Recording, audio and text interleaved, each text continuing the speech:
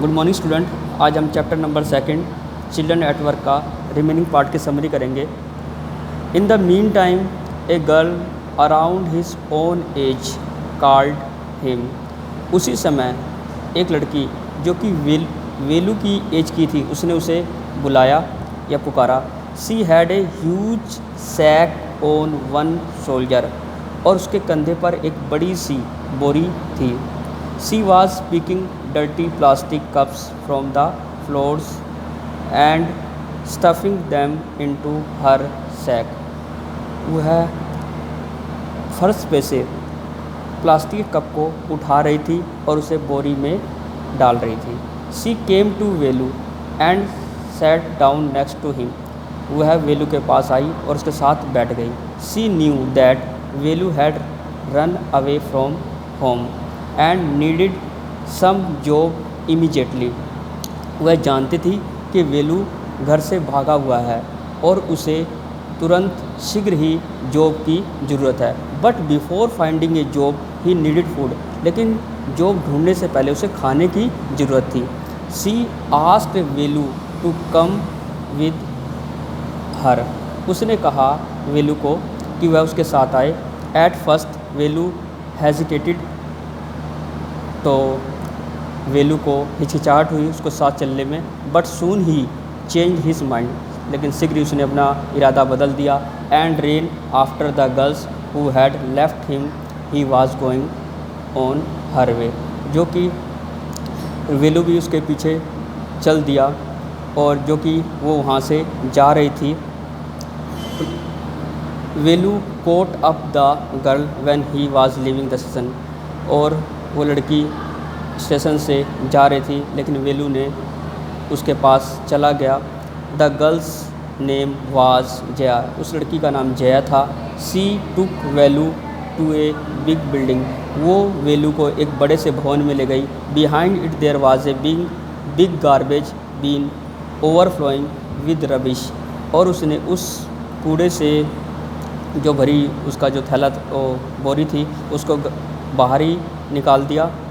और जया पिकड़ा पे क्रश बनाना, उसने उसे एक पिलपिला सा मतलब कि मसला हुआ बनाना दिया। And held it out to Velu, मतलब उसको वेलू को दिया। But Velu did not eat it as he had never eaten others left over.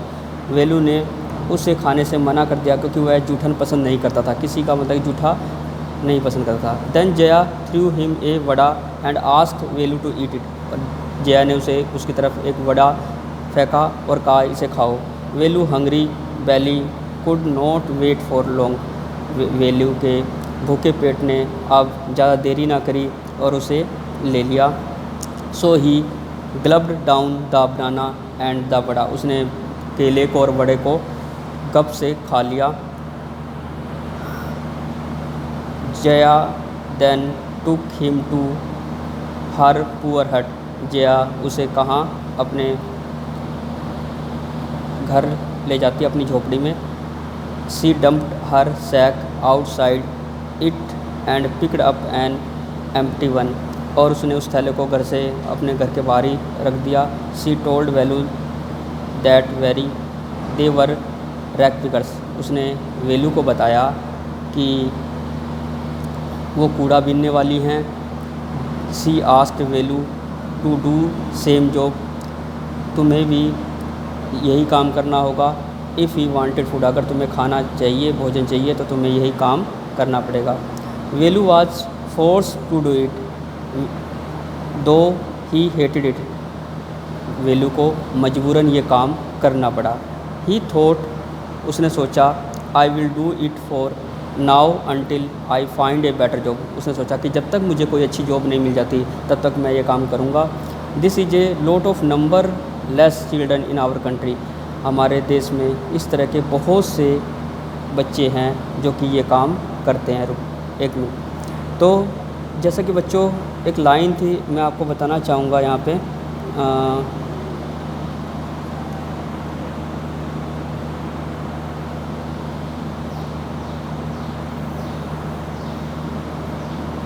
हाँ, behind it there was a big garbage bin overflowing with rubbish, जब मतलब कि वेलू उसको बिल्डिंग के पास ले जाती है तो वो उस बिल्डिंग के पीछे बहुत सारा कूड़ा देख बहुत सारा उस बिल्डिंग के पीछे बहुत सारा कूड़ा होता है। इस लाइन का मतलब यह है कि there was a big garbage bin overflowing with rubbish. Thank you, have a nice day.